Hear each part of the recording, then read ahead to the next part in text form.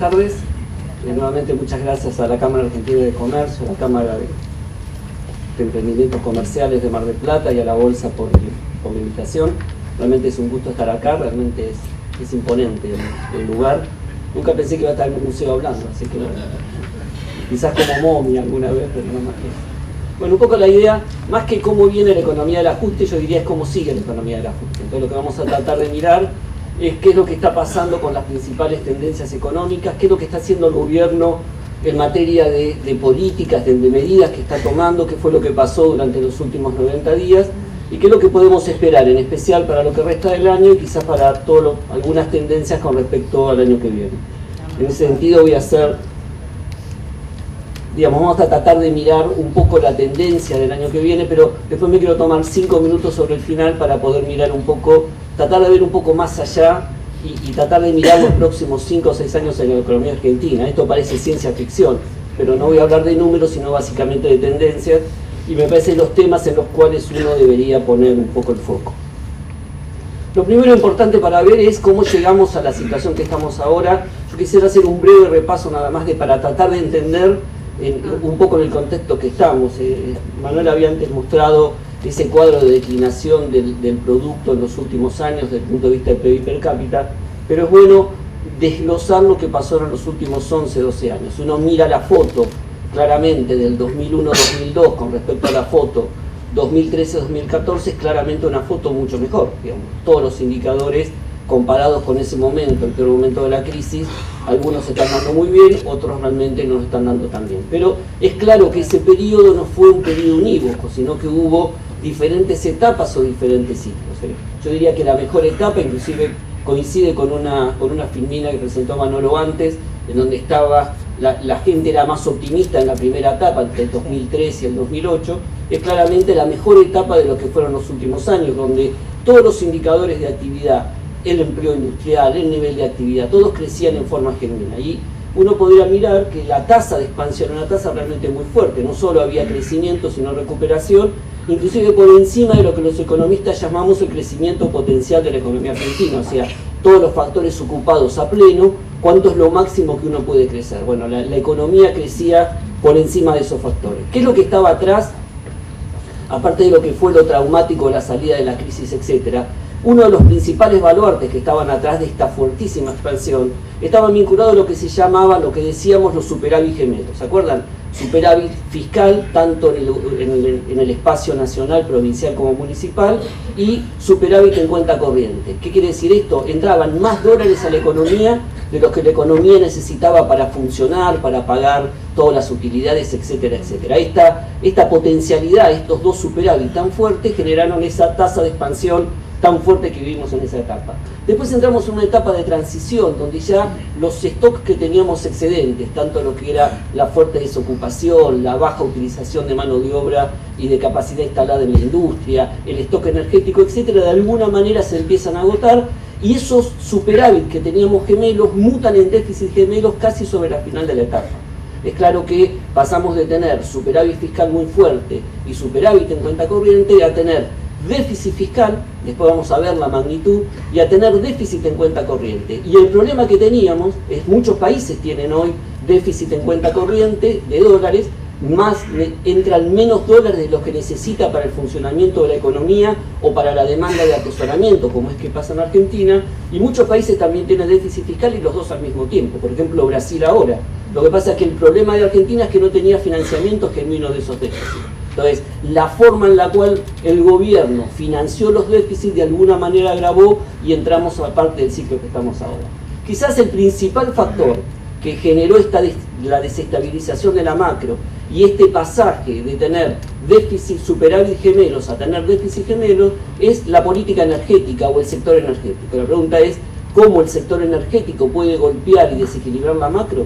Básicamente porque durante los últimos 15 años estamos en un modelo de tarifas congeladas, tanto en lo que es el domiciliario, el consumo domiciliario, industrial y en la producción, que generaron que la demanda volara y la producción cayera. Cuando uno mira desde el año 2012 en adelante, todos los años la producción de gas y petróleo viene cayendo un poquito en términos de acumulación, inclusive en términos de pérdida de reserva.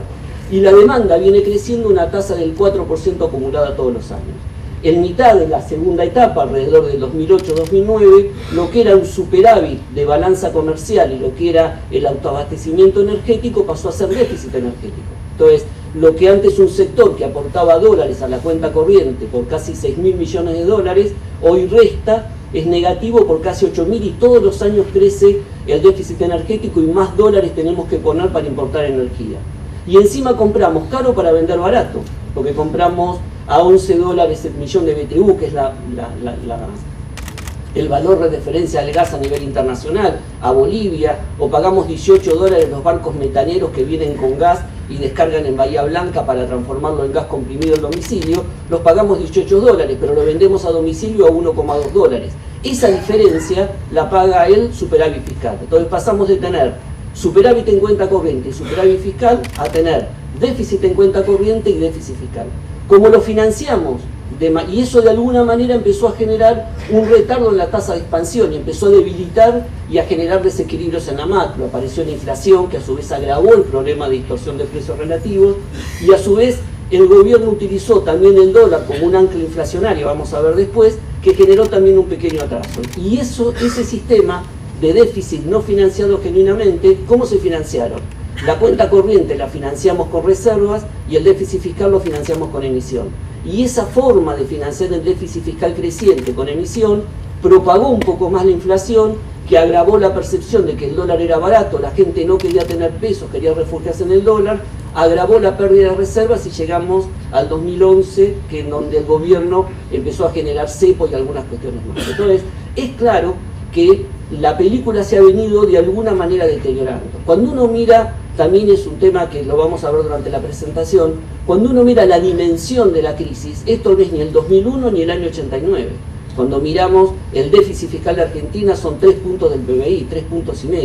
En una economía o en un país normal lo resuelve el ministro de Economía sin consultarlo al presidente. Lo que pasa es que cuando uno lo financia en forma espuria a través de la emisión, genera y agrava y potencia más los desequilibrios. Entonces, tenemos que tener en claro que estamos en ese contexto, y ese contexto no permite que las fuentes de generación, de crecimiento traccionen.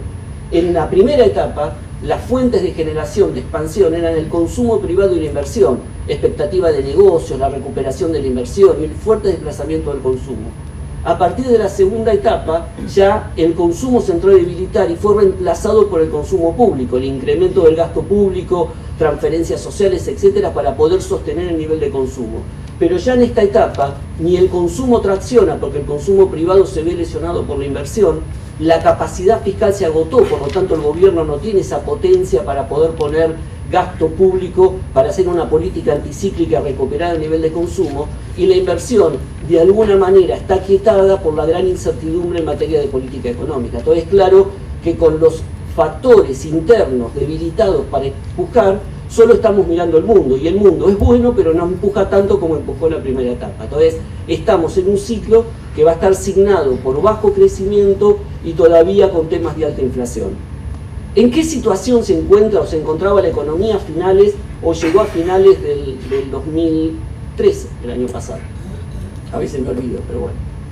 Digo, claramente la economía se centraba con estas cuestiones estructurales que les decía en una especie de círculo vicioso. Teníamos déficit fiscal, ¿cuánto era? 3,5 puntos aproximadamente. ¿A consecuencia de qué? De los subsidios a la energía.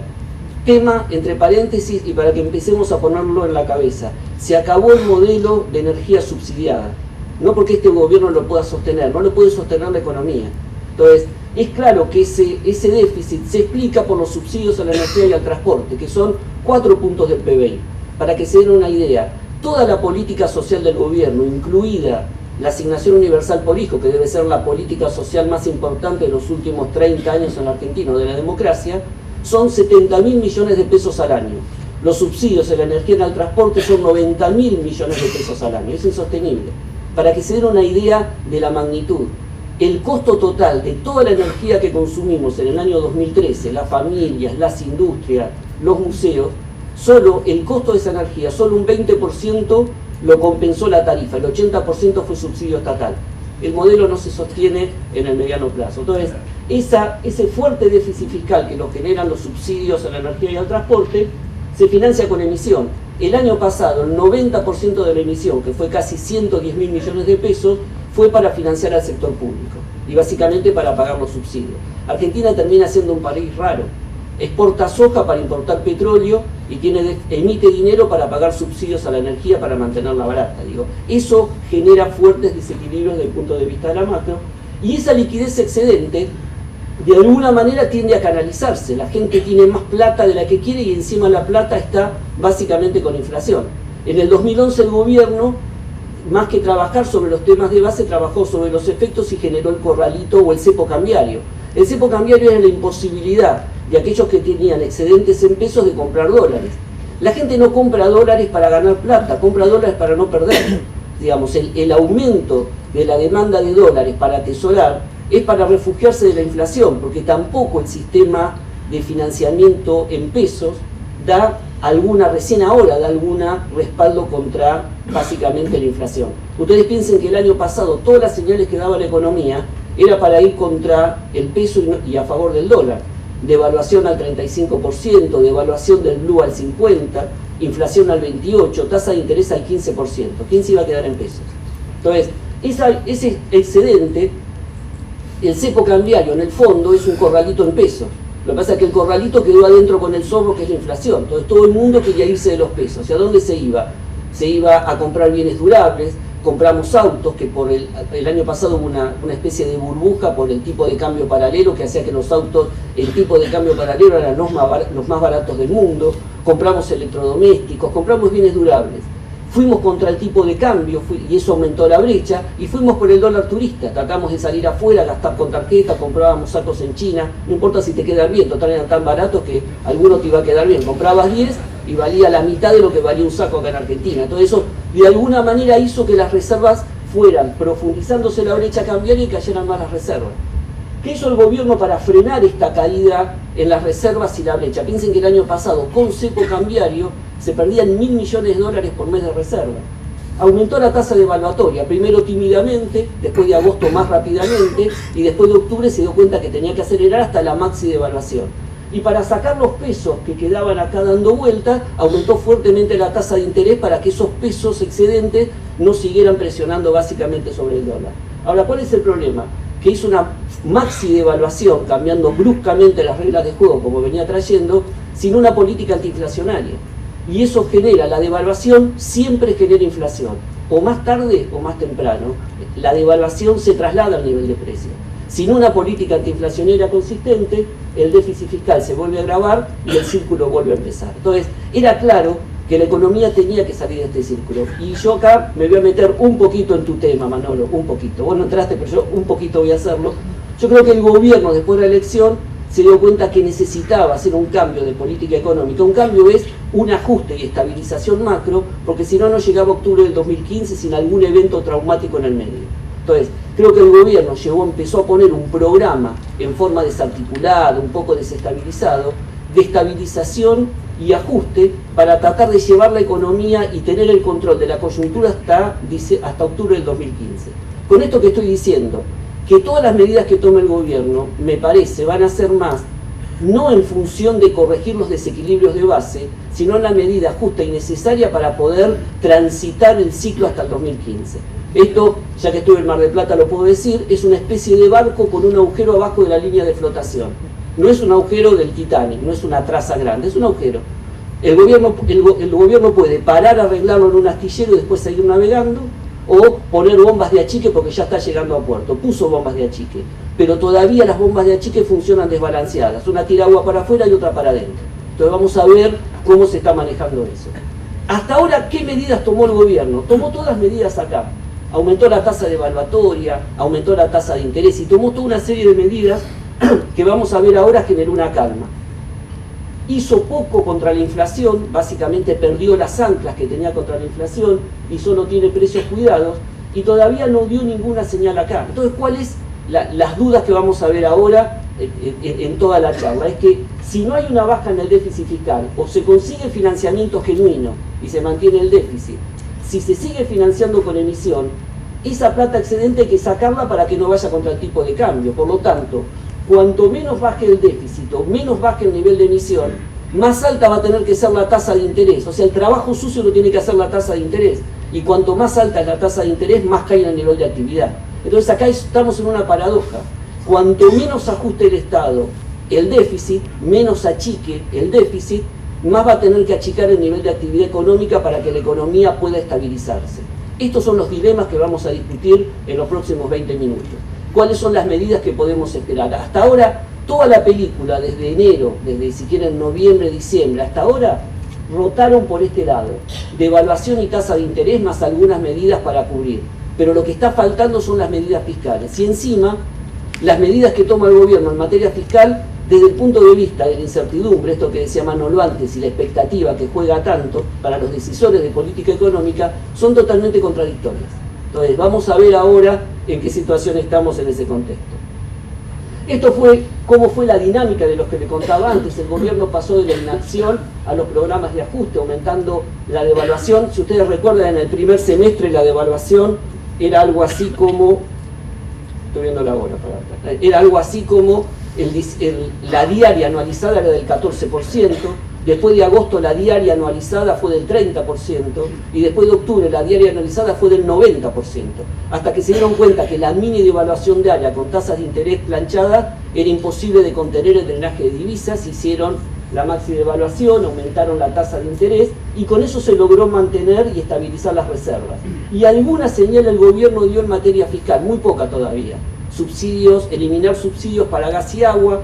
Agua está básicamente concentrado en lo que es AISA, en Capital Federal y algunos distritos de Gran Buenos Aires, y gas es solo el 30%, los subsidios reducen el solo el 30% del total del consumo de gas del país. El gas se consume, del 100% que se consume, 33% es domiciliario y comercio, 33 aproximadamente la industria y 33 las generadoras de electricidad. Solo se eliminó el subsidio en la parte de comercio. ¿Cuál fue la tecnología que utilizó el gobierno para tratar de empezar a llevar estas medidas? Bueno, la devaluación brusca en un principio, el aumento de las tasas, algo de suba de tarifas. Esto empezó a tratar de corregir los desequilibrios de base que eran los precios relativos. El primer precio que corrigió fue el tipo de cambio, que por mantenerlo como ancla inflacionaria, en los últimos años había fuertemente atrasado el tipo de cambio y había generado que los costos en dólares y los salarios en dólares aumentaran. Eso parte también explica la elección del 2011. Cuando uno mira los salarios en dólares, son los más altos de la historia desde el punto de vista de Argentina. Estaba en promedio casi un 50% por encima de los salarios en dólares de la convertibilidad. Era insostenible para todas las actividades básicamente exportadoras que venían perdiendo competitividad. Todo el gobierno tendió a corregirlo. Ahora, ¿qué medidas adicionales tomó para mantener y para estabilizar? Por un lado, aumentar la oferta neta de dólares, y esto implica frenar la salida de dólares y aumentar los dólares que entran, y por otro lado bajar la oferta de pesos, sacar pesos de la economía para que no vayan, esos pesos que tiene que poner en el mercado, porque tiene que financiar el gasto, por otro lado tiene que sacarlos para que no vayan contra el tipo de cambio. La pregunta es, ¿va a alcanzar? Vamos a ver cómo estamos.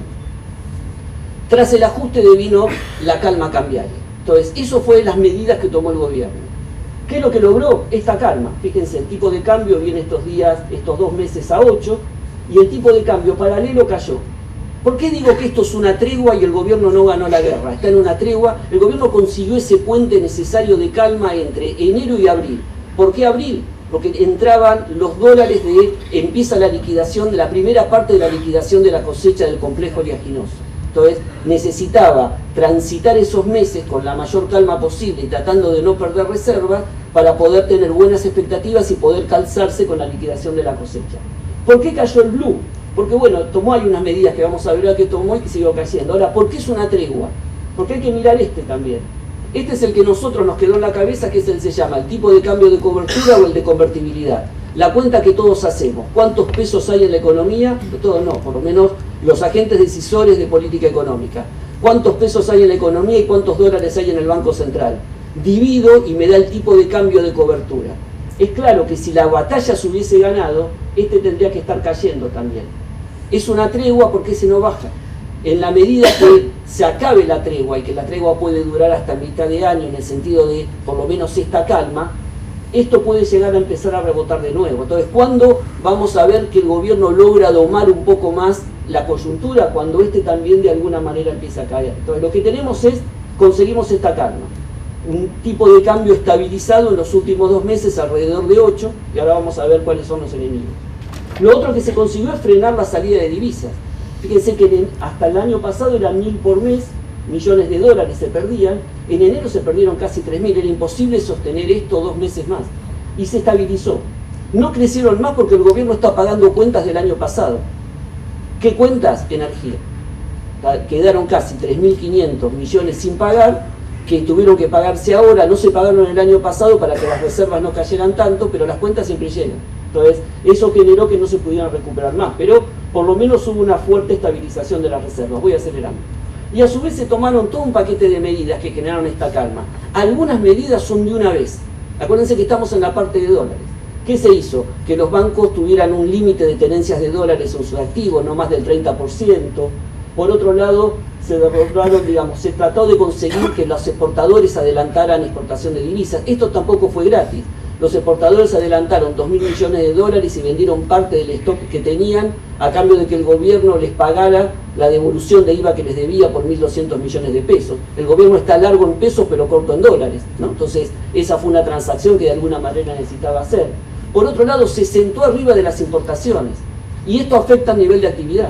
El gobierno no está dando, está liberalizando muy pocas de importaciones, y eso afecta a todo lo que es los repuestos, etcétera. Y vamos a ver ahora que va sobre 2 sectores principales, que es básicamente el sector automotriz y los electrónicos.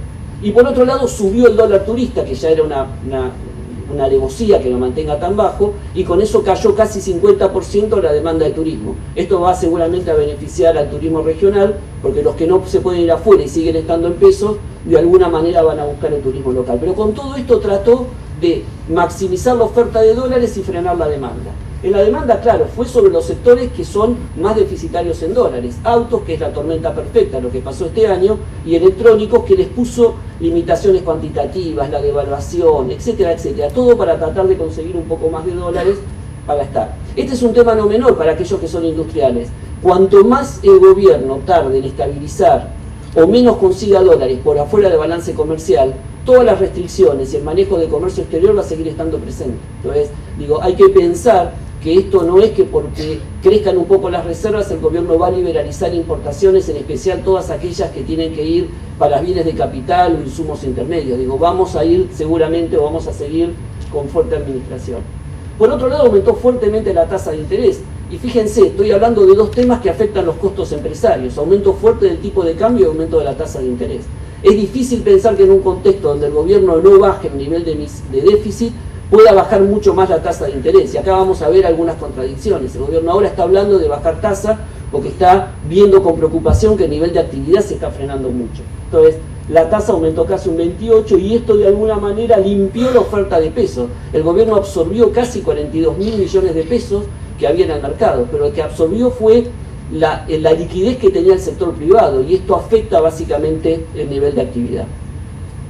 Y a su vez dio alguna señal tenue en materia fiscal, que fue la reducción de subsidios. Como les decía antes, fíjense, el consumidor paga, el sector consumidor, 1,2 dólares el millón de BTU. El costo de adquisición total del gas es casi 6 dólares. El aumento es del 200%. 200% sobre nada sigue siendo casi nada. Entonces, seguramente vamos a ver un aumento en algunos sectores, pero piensen que estábamos pagando de gas, un mes de cable son 8 meses de gas.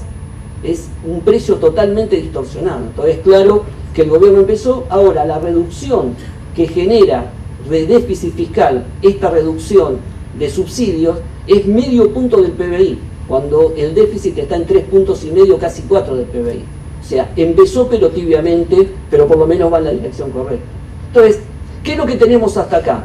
Que el gobierno está tratando de cerrar la brecha del sector externo, tratando de frenar importaciones, aumentó el tipo de cambio turista como para poder frenar que salgan dólares, y está maximizando la oferta de dólares, pero solo están entrando dólares ahora por el sector externo. No hizo nada de ajuste todavía del sector público, por lo tanto, todas las medidas, esto es una ecuación básica de macroeconomía 1 de la facultad. Para solucionar el ajuste externo si no se o ajusta el sector público o ajusta el sector privado.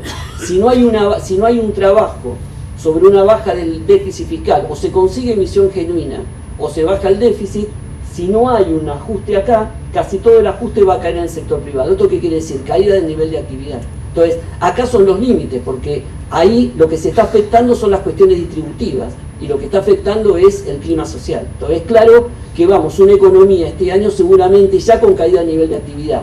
¿Cuánto va a caer? Va a depender de cuánto termine siendo el ajuste en el sector público. Entonces les digo, esta es la tregua que se ha conseguido y esta es la forma en la cual se consiguió. La pregunta es si alcanza. Si le alcanza para llegar al 2015 o por lo menos alcanza para transitar este año.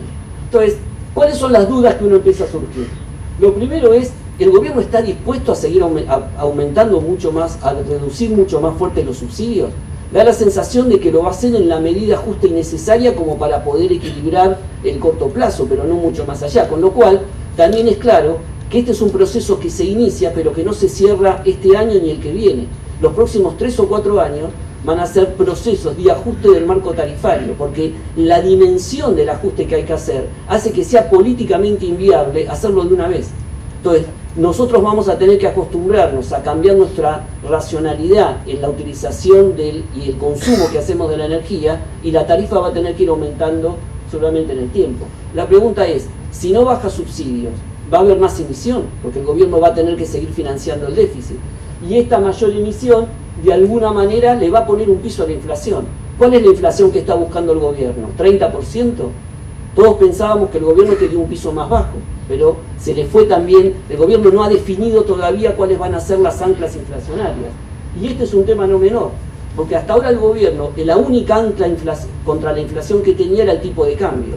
Con la devaluación, la pregunta es, ¿el gobierno apuesta a la competitividad del tipo de cambio y lo va a querer mantener en este nivel, el tipo de cambio real para los exportadores? ¿O va a volver a tener la tentación de usarlo para tirar a la inflación abajo?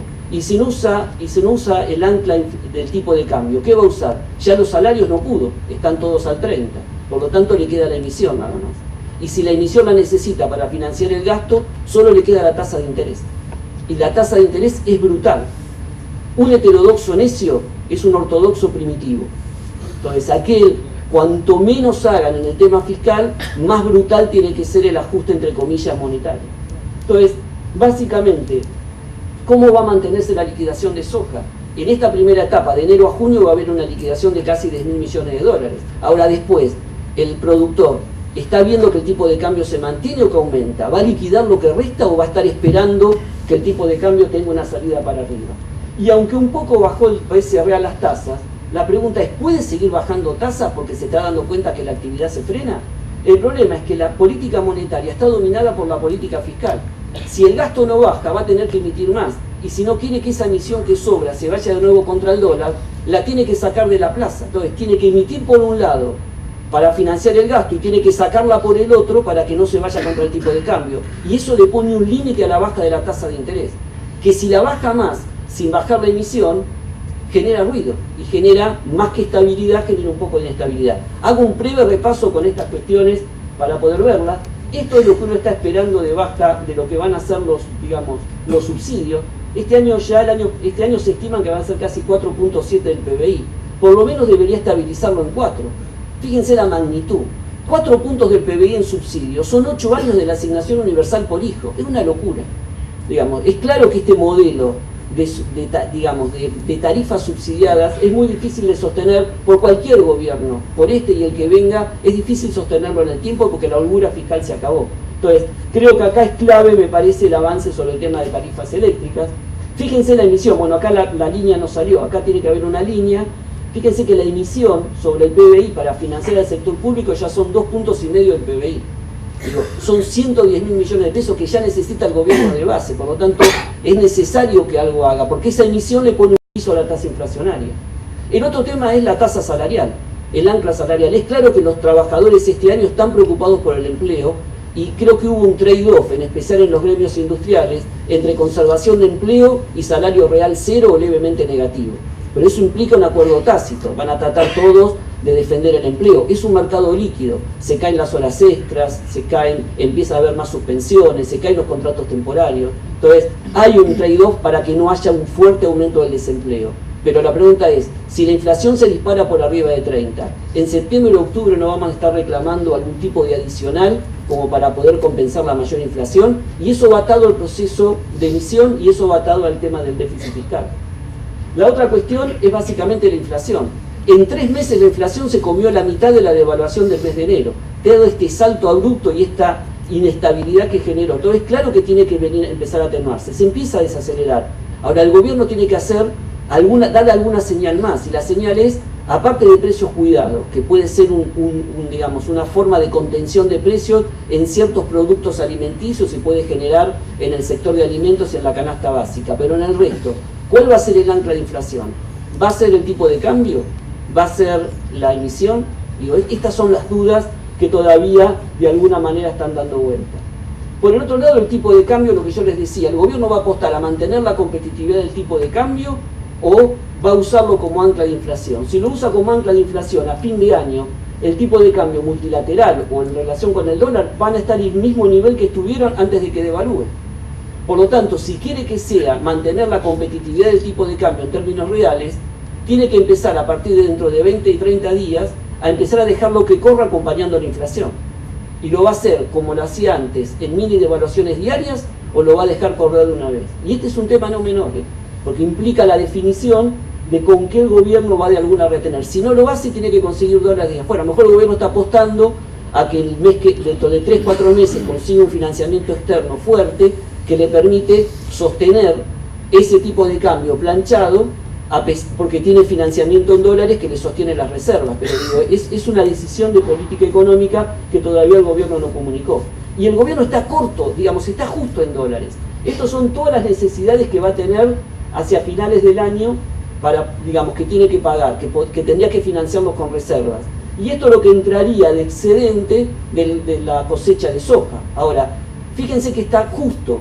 Cuando los productores empiecen a ver que el tipo de cambio se desliza o que el gobierno pierde o empieza a deslizarlo para arriba, quizás esa liquidación se empieza a frenar y empieza a esperar el momento más oportuno entre tasa de interés, precio internacional, como para poder hacerlo. Por eso el gobierno salió a la cancha a buscar financiamiento, cosa que no había hecho en los últimos años, salió a hacerlo ahora a las corridas.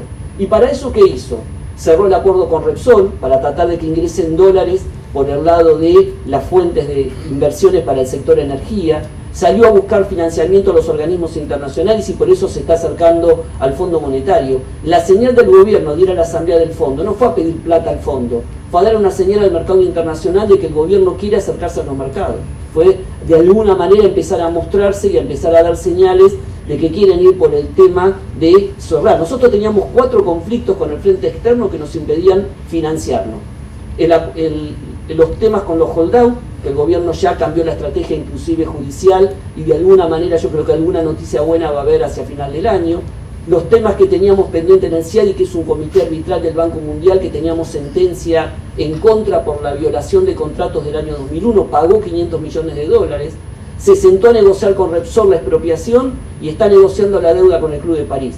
Todo eso va en el camino correcto, pero quizás el financiamiento pueda llegar finales de este año o principios del otro. Para el gobierno eso es largo plazo, por eso necesita rápido. ¿Y qué es lo que quiso hacer? Sacó YPF a la cancha para que consiga fondos, está negociando un préstamo con algunos bancos internacionales, necesita dólares por afuera. Cuanto más dólares entren por afuera del balance comercial, más mejoran las reservas, mejoran las expectativas y más puede liberalizar importaciones y no afecta tanto el nivel de actividad. Si no, el gobierno se ve en el dilema de que para cerrar la brecha externa tiene que caer el nivel de actividad, porque si cae el nivel de actividad, caen las importaciones y de eso de alguna manera genera esa liberalización. Pero fíjense el costo que se tiene que pagar para poder financiar la brecha. Por eso el gobierno está saliendo. Esto está todo en el buen camino, pero para el gobierno es tarde. Es más, todos los de la oposición están chochos con esto, porque ya les deja el camino resuelto para cuando lleguen de todo abierto de nuevo el campo de financiamiento internacional. ¿Logrará el gobierno estabilizar la economía? Bueno, acá llegué, hasta luego. No, digo, el tema es con todos estos dilemas, digo, ¿cómo se resuelve? Digo, nuestra sensación es que yo creo que el gobierno va a tender a mantener la competitividad del tipo de cambio. Digo, entonces, lo primero que uno tiene que mirar es que uno pensaría que el tipo de cambio nominal va a empezar a acompañar la inflación a partir de los próximos meses, ¿sí? Uno debería ver el tipo de cambio nominal de entre 9.30 y 9.50 a fin de año. Acá la pregunta del millón es cuál es la brecha, porque es el dólar que ustedes pueden comprar en la calle para atesorar. Digo, básicamente la brecha va a depender del nivel de emisión. Cuanto menos el gobierno frene el déficit y más se emita, la brecha va a tender a abrirse. Hoy está en un piso mínimo del 30, muy similar antes del cepo cambiario, pero cuanto menos el gobierno haga en materia de emisión, la brecha puede empezar a abrirse y despegarse un poquito. El otro tema es las reservas. Seguramente el gobierno va a poder consolidar reservas. Esto es pensando que no entran muy pocos fondos de afuera. Ahora, si consigue financiamiento externo, es un tema que podría generar y cambiaría la expectativa. Cuanto más dólares entren, menos tiene que ser el ajuste sobre el nivel de actividad. Cuanto menos dólares entren por afuera del balance comercial, más el gobierno se sienta sobre las importaciones y eso frena el nivel de actividad. Yo creo que dentro de 20 días nos vamos a dejar, por lo menos se está atenuando, no vamos a contar tanto si caen las reservas o suben, porque ahora tiene que entrar la época buena de que van a entrar dólares. Yo creo que lo que se va a instalar ahora es el tema de empleo y actividad, o sea, qué está pasando con el empleo y qué está pasando con la actividad. Pero yo creo que en esto el gobierno puede llegar a tener. En ese tema nosotros vemos que la economía este año va a tener una caída, o sea, hay que pensar que vamos a una economía con una caída de 1,5 puntos aproximadamente, entre 1,5 puntos y 2 puntos. Con una inflación alta. Esto implica bajo nivel de actividad. No todos los sectores que los que van a traccionar este año no van a poder empujar al resto. Esto es más parecido al 2009, pero con inflación alta. En el 2009 la inflación cayó por la caída de la actividad. Este año la inflación no cae tanto por caída de actividad, porque hay un poco de inflación de costos.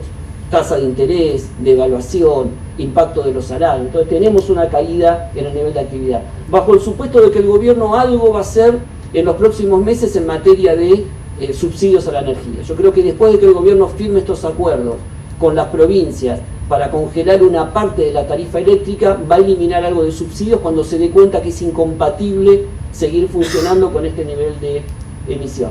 El otro tema es que a nivel internacional el mundo está bien pero no empuja tanto, y en especial Brasil no ayuda.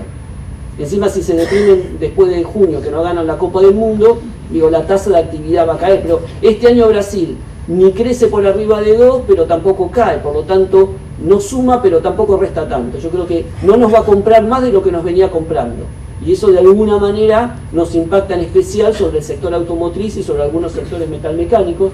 El gobierno no tiene capacidad fiscal, o sea, perdió la posibilidad de hacer política anticíclica. En el 2009 el gobierno salió, estatizó la CFJP y con eso puso muchos programas sociales. Un tema, y ahora también me refiero a lo que decía Manolo, ustedes piensen que en la década del 90, o entre los 80 y los 90, los estados nacionales firmaban, entre Estado Nacional, Provincial y Municipal, se firmaban por mes 5 millones de cheques que eran transferencias directas a las personas. Este año el gobierno firma 15 millones de cheques.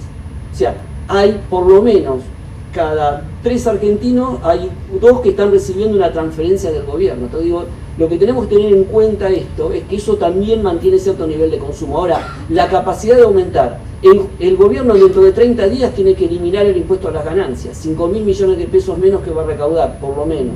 Tiene que aumentar la asignación universal por hijo. ¿Cuánto lo va a aumentar? ¿30 o 25? Las jubilaciones van a aumentar 27, por debajo de la inflación. Entonces digo, tiene que haber también un impacto sobre eso. Por lo tanto, la capacidad de hacer política anticíclica ya la perdió. Y el rebote que va a haber en los sectores, básicamente, que están de alguna manera mejorando, no alcanza para toda la actividad. Fíjense, el agro va a tener una mejora por lo que ha sido, tanto los precios que están un poquito mejor, se están estabilizando, que ahora cayeron estos días, pero por lo que fue la devaluación. Las economías regionales están mejor, pero algunas tuvieron problemas de sequías y problemas de heladas el año pasado, con un tema adicional. Entonces, la gente de Mendoza, si tiene que apostar hoy para invertir o mejorar la producción para el año que viene, la pregunta que se hace es, ¿este tipo de cambio que tengo hoy, lo va a mantener el gobierno el año que viene? Por eso digo, es importante una cosa que no hace el gobierno, que es mostrar la hoja de ruta. O sea, es claro que está en un programa de ajuste, lo hace a la forma del gobierno, marchas y contramarchas, pero si mostrara la hoja de ruta, bajaría fuerte la incertidumbre en muchos sectores que hoy podrían estar invirtiendo pensando el año que viene. Digo. Entonces, esto es un tema que por eso afecta la incertidumbre tanto a las decisiones de inversión. Digo, una persona tiene que tomar una decisión hoy para poder cosechar el año que viene, y eso, esa incertidumbre con respecto al tipo de cambio que el gobierno no define qué va a hacer, de alguna manera afecta. En el tema industrial hay algunos que rebotan. Alimentos va a rebotar porque está mucho mejor la molienda de soja y vamos a ver por parte del consumo, pero el resto o cae. El que más cae es el sector automotriz, es el que arrastra. En el sector automotriz pasó la tormenta perfecta. El año pasado se patentaron más autos de los que se tenían que patentar por la burbuja de la brecha cambiaria, y este año, por la serie de medidas que tomó el gobierno, que generaron una tormenta perfecta en el mal sentido, se van a patentar menos de lo que se debería patentar. Digo, la caída va a ser más fuerte producto de esta incertidumbre. Hoy nadie compra un auto mediano porque piensan que el gobierno va a cambiar el impuesto y va a salir más barato dentro de un mes.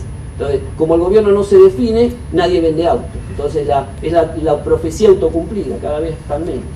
Y en el tema del consumo, el empleo ya no tracciona. Este año va a haber menos horas trabajadas, suspensiones, va a aumentar algo la tasa de desempleo, pero no tanto, porque el gobierno y las empresas y los sindicatos en especial están tratando de contener, pero con caída de salario real. En ese marco de caída de salario real, el consumo va a caer. Ahora, no todo el consumo va a ser parejo. Todo lo que es artículos fuera del hogar, del cuidado personal, marroquinería, textil, confecciones, todo eso va a ir a la baja. La gente se va a concentrar en alimentos básicos y en defenderse de la inflación lo que pueda.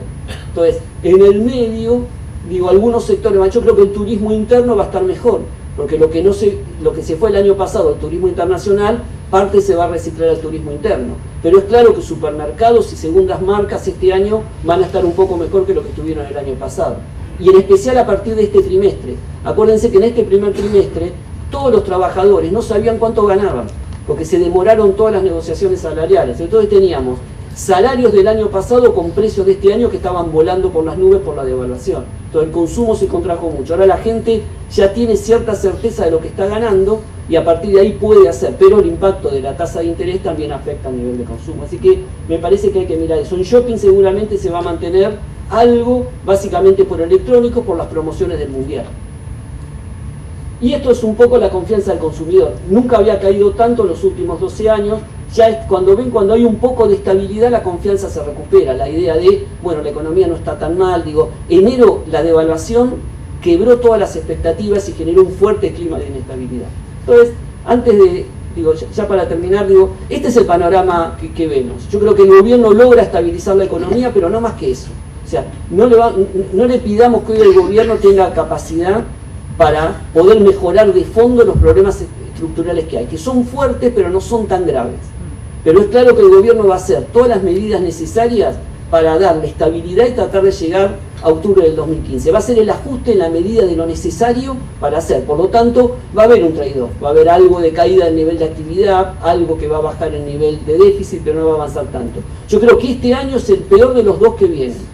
Este es el año donde el gobierno va a tener que hacer. Si el gobierno ve que no le alcanza y que tiene que levantar un poco la soga, digo, va a avanzar un poco más con el ajuste, pero lo va a hacer siempre en la medida necesaria como para darle estabilidad.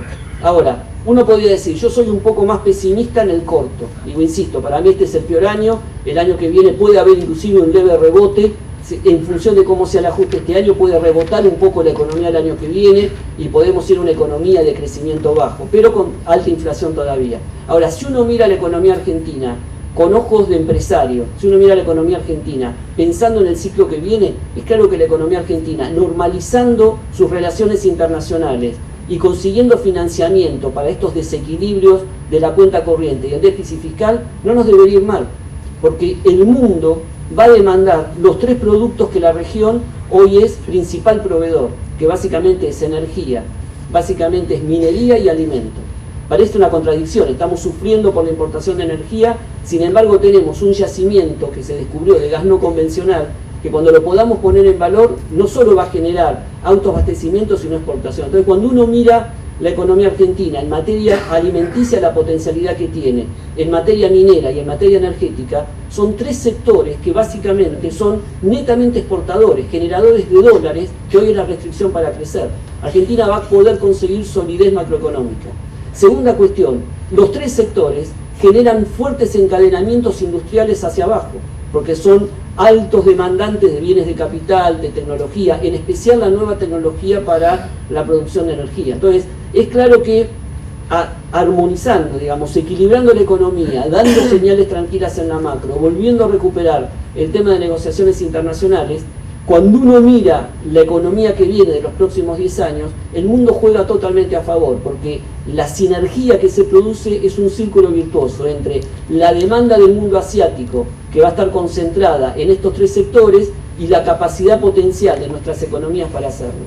Argentina no tiene un problema de hardware, si lo llevamos al mundo de la computación, tiene un problema de software, y el software son las políticas públicas, y en el fondo es un problema de instituciones. Cuanto más débiles seamos en el entramado institucional, más nos va a poder, más debilidad vamos a tener desde el punto de vista de la política pública. Así que, apechugarla, este es el año más duro, que el futuro puede ser mejor. Gracias.